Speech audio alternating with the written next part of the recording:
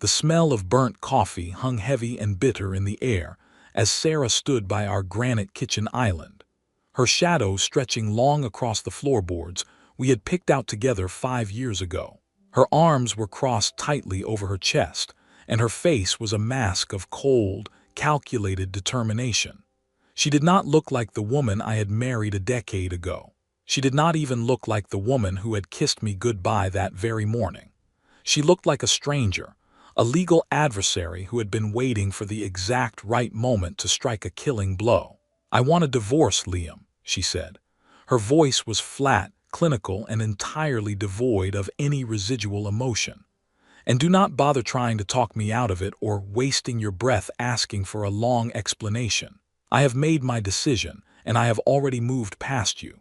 From now on, you are not permitted to speak to me directly. You can only speak with my lawyer, Mr. Henderson."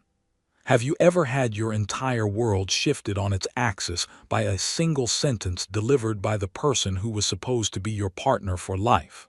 It is a jarring physical sensation, like the ground beneath your feet has suddenly turned to liquid. But as I looked at her, I didn't beg. I didn't drop to my knees. I didn't even ask why. I didn't ask why because, deep down, I already knew the answer. Sarah had been eyeing a lifestyle that my stable engineering job supposedly could not provide. She wanted the galas, the high-flying social circles, and the power couple status that she felt my predictability was holding her back from. She reached into her designer purse and handed me a thick, linen business card with a smug little smirk. She looked at me as if she had already won the lottery, and I was just the final, annoying bit of paperwork she needed to shred before she could collect her prize. "Mr. Henderson is the best in the city, Liam," she added, her eyes gleaming with a predatory light. "He specializes in high-asset dissolutions. I suggest you get a lawyer of your own, though I doubt you can find anyone who can compete with him." I took the card, feeling the expensive texture of the paper between my fingers. I looked at the name, David Henderson, and felt a strange, cold ripple of irony wash over me. Sarah thought she was hiring a shark to take me down. She thought she was bringing a nuclear weapon to a knife fight, but she had failed to perform one very simple, very basic piece of research. She had never checked who actually owned the parent company of the firm Mr. Henderson worked for. If you were standing there, being told you were no longer allowed to speak to your own wife except through a legal intermediary, would you feel a sense of despair? Or would you realize that the silence was actually your greatest strategic advantage? I simply nodded, tucked the card into my pocket, and walked out of the kitchen without uttering a single word. Sarah called out after me, her voice echoing through the hallway. "Do not be late for the meeting on Monday morning, Liam. I want this wrapped up quickly so I can move on with my life." I didn't look back. I was already mentally preparing for a Monday morning that would be etched into her memory forever. The weekend that followed was quiet, a hollow, ringing silence that allowed me to gather my own documents and prepare my own high-asset revelations. Sarah spent the time humming to herself, already browsing luxury penthouse listings on her tablet and acting as if I were already a ghost haunting the hallways of our home. Have you ever watched someone build a massive castle on a foundation of shifting sand, completely unaware that the tide was already coming in? It is a fascinating and tragic sight to behold. On Monday morning, I woke up at my usual time. I straightened my tie, grabbed my briefcase, and drove to the prestigious Glass and Steel building downtown where David Henderson's office was located. As I walked through those rotating glass doors, I knew that the shaking wasn't going to come from me. The waiting room was filled with the scent of expensive leather and polished mahogany. It was the kind of place designed to intimidate anyone who didn't possess a seven-figure bank account. Sarah was already there, sitting in a velvet chair, dressed in a power suit with a look of supreme confidence. "Ready to sign your life away, Liam," she whispered as the receptionist announced that Mr. Henderson was ready for us. I didn't answer. I simply followed her into the sprawling corner office. A man in his 50s sat behind a massive oak desk. He looked every bit the legal predator Sarah had described, sharp suit, expensive watch, and a face that hadn't smiled genuinely in years. He didn't even look up from his files at first. His voice was sharp and dismissive. "Mr. Sterling, I assume. Let us keep this brief. My client's demands regarding the house and the primary investments are non-negotiable. I suggest you sign the initial." He stopped mid-sentence. He finally looked up and saw me standing there, leaning casually against the doorframe. His face went from a professional, tanned glow to a sickly, ashen gray in a matter of seconds. The expensive fountain pen in his hand began to tremble visibly against the mahogany desk. Have you ever seen a man realize, in real time, that he is about to lose his entire career because he didn't check the conflict of interest list properly? "Liam," he stammered. His voice dropped an entire octave as he practically jumped out of his chair. Sarah looked from him to me, her brow furrowing in confusion. The smirk was starting to wobble. "Mr. Henderson, what is wrong? Why aren't you starting the proceedings? Make him sit down." I didn't sit down. I simply leaned over the desk, placed my hands flat on the oak surface, and looked David Henderson directly in his panicked eyes. "Yes, I am the husband, David," I said. My voice was calm, low, and perfectly steady. "And I believe you are currently sitting in a corner office that is owned by Sterling and Associates, the parent company that holds the lease and the payroll for this entire legal group. If I recall correctly, your contract has a very specific clause about litigating against the principal owners of the firm." The shaking in David's hands became so pronounced that he had to grip the edge of the desk just to stay upright. I didn't know," he whispered. "The intake form just said Sarah Sterling. I didn't realize she was your Sarah. If you were sitting in that room, watching your high-priced shark of a lawyer turn into a terrified puppy at the mere sight of your boring husband, would you realize your mistake? Or would you still try to fight for a victory that was already gone?" Sarah's smirk didn't just fade, it disintegrated.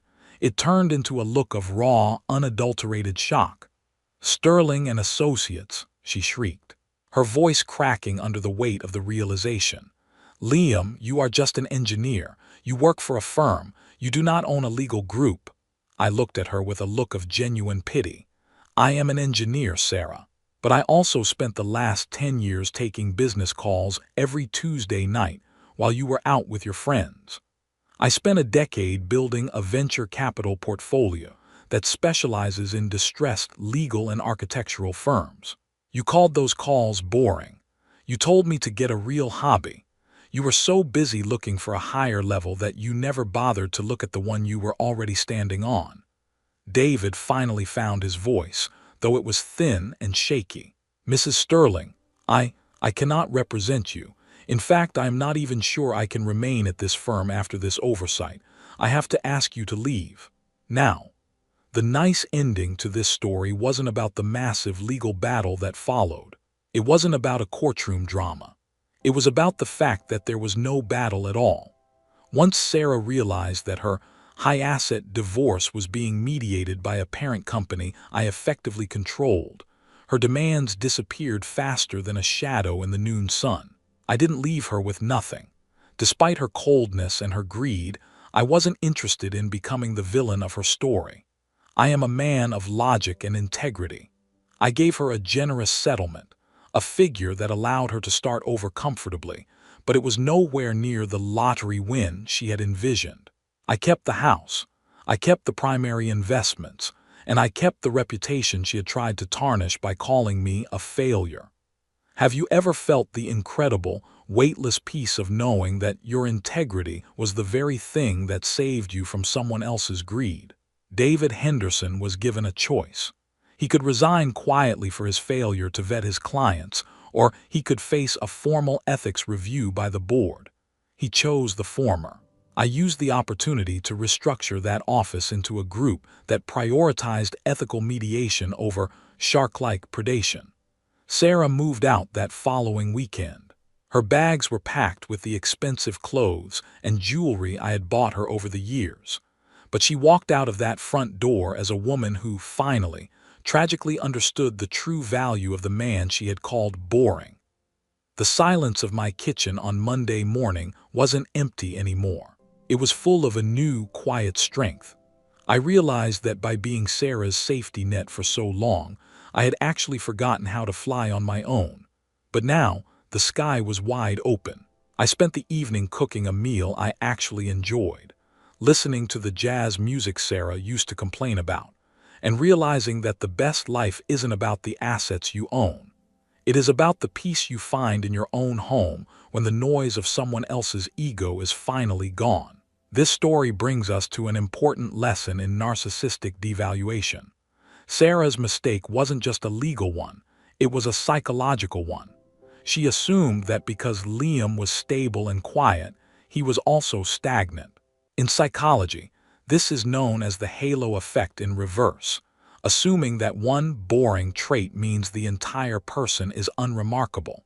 If you are in a relationship where you feel undervalued, or if you are being told that your stability is a weakness, remember Liam.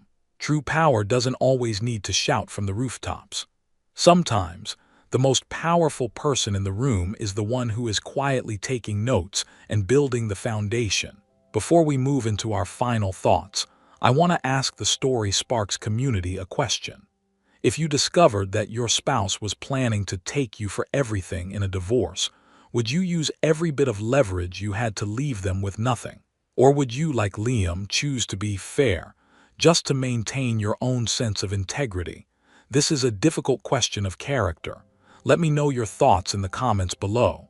I read every single one of them.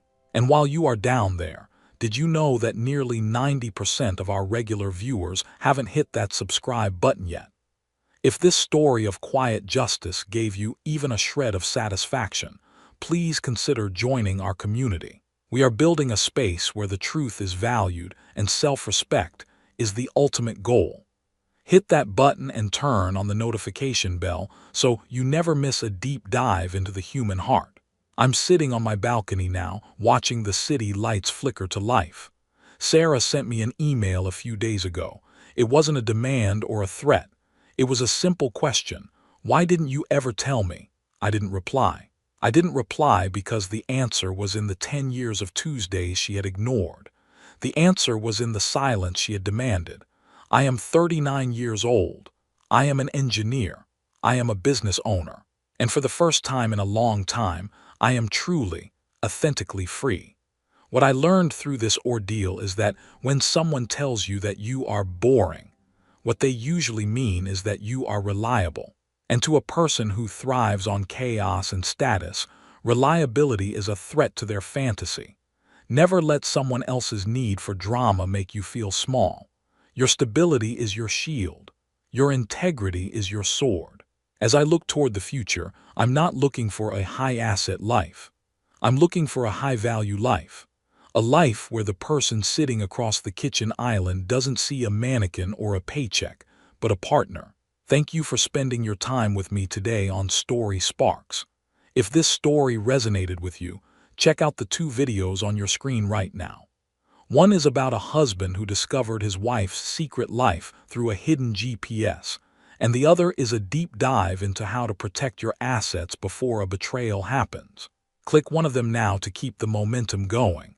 I'll be waiting for you in the next story.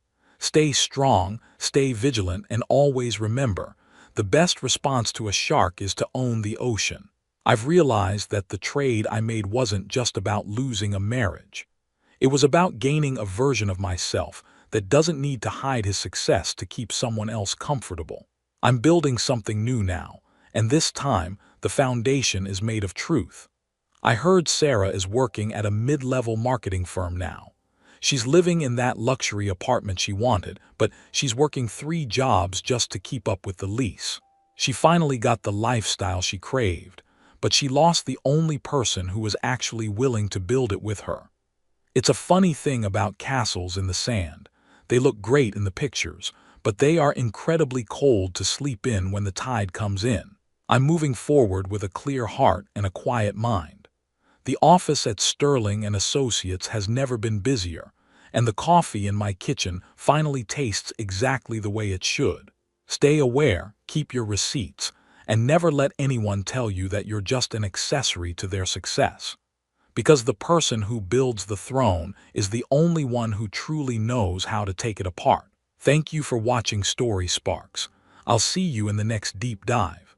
If Liam's story taught you that the quietest person in the room often holds the most power, do not let that lesson go to waste. We are on a mission to hit 100,000 subscribers by the end of the year to show that there is a massive audience for integrity and self-respect. Hit that subscribe button right now and turn on notifications. By joining us, you are telling the algorithm that these stories of justice matter. Don't be part of the 90% who just watch. Be part of the 10% who belong. Click subscribe, and I'll see you in the next deep dive.